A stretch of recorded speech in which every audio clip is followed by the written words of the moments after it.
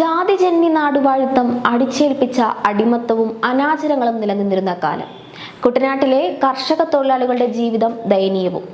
കഠിനമായ ജോലി, വേതനം ഉറപ്പല്ല, അറുതിയില്ലാത്ത ജന്മിമാരുടെ പീഡനവും ചൂഷണവും ചോദിക്കാൻ ആരുമില്ല. തൊഴിലാളി ദ്രോഹ നടപടികൾ കൊടുകുത്തി വാഴുകയാണ്. കർഷക തൊഴിലാളി സമൂഹത്തിൽ തീർത്തും അശാന്തവും അസംഘടിതവുമായ അവസ്ഥ. ജന്മിമാർക്കായി രാപ്പകൽ ഭേദമന്യേ പണിയെടുക്കുന്ന തൊഴിലാളികൾ അഴലിന്റെ ആഴങ്ങളിലും.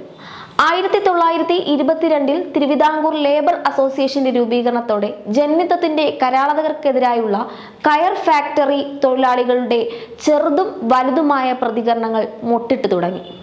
കെട്ടുവള്ളത്തിൽ നിരനിരയായി കുട്ടനാട്ടിൽ നിന്നും ആലപ്പുഴയിലെ കയർ ഫാക്ടറിയിലേക്ക് പണിയെടുക്കാനായി പോകുന്ന തൊഴിലാളികൾ പതിവ് കാഴ്ചയായിരുന്നു. അവരുടെ മനസ്സിലും വിപ്ലവാവേശം അലയടിച്ചുയർന്നു.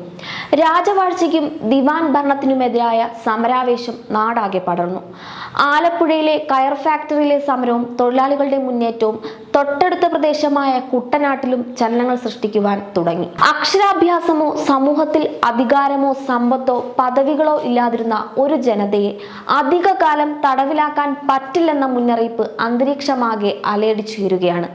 പിന്നാക്കക്കാരായ കർഷക തൊഴിലാളികൾക്കിടയിലെ ഒരു കൊച്ചു പ്രശ്നങ്ങൾ പരിഹരിക്കുവാനായി അന്ന് സാധുജന പരിപാലന സംഘം എന്ന സംഘടന പ്രവർത്തിച്ചിരുന്നു. പുരോഗമന ചിന്താഗതിക്കാരനായിരുന്ന ശീതങ്കനും മൂലയിൽ സോമനാഥനുമായിരുന്നു ഭാരവാഹികൾ.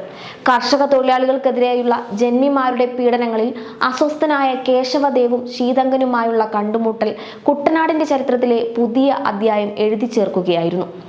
1939 ഡിസംബർ 8 പള്ളാത്തുരുത്തിയിലെ ഉമ്മറിന്റെ ചായക്കടയിൽ കർഷക തൊഴിലാളികളുടെ ഒരു യോഗം വിളിച്ചു ചേർക്കാൻ ഇരുവരും ധാരണയായി. ശീതങ്കൻ അധ്യക്ഷത വഹിച്ച ആ യോഗത്തിൽ തൊഴിലാളികൾ നേരിടുന്ന പ്രശ്നങ്ങൾ ചർച്ചയായി. രാജ്യത്തെ ആദ്യത്തെ കർഷക തൊഴിലാളി പ്രസ്ഥാനമാണ് ഉമ്മറിന്റെ ചായക്കടയിലെ അരണ്ട വെളിച്ചത്തിൽ അന്ന് രൂപം കൊണ്ടത്.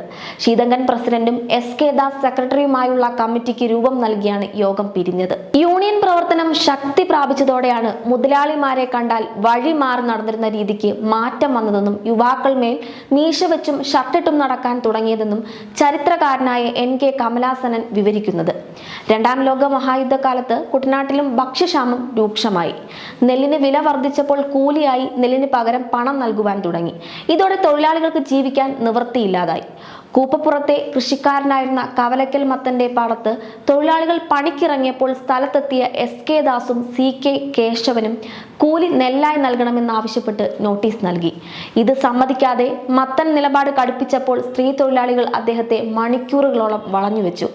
പോലീസ് വന്നിട്ടും സ്ത്രീകൾ പോരാട്ടം തുടർന്നപ്പോൾ മത്തൻ നെല്ല് കൂലിയായി വർദ്ധിപ്പിച്ചു നൽകാമെന്ന് സമ്മതിച്ചു.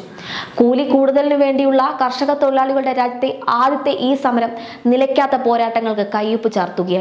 പിന്നീട് നാട് കണ്ടത് തൊഴിലാളികളുടെ അവകാശങ്ങൾക്കായുള്ള നിലയ്ക്കാത്ത പോരാട്ടങ്ങളും.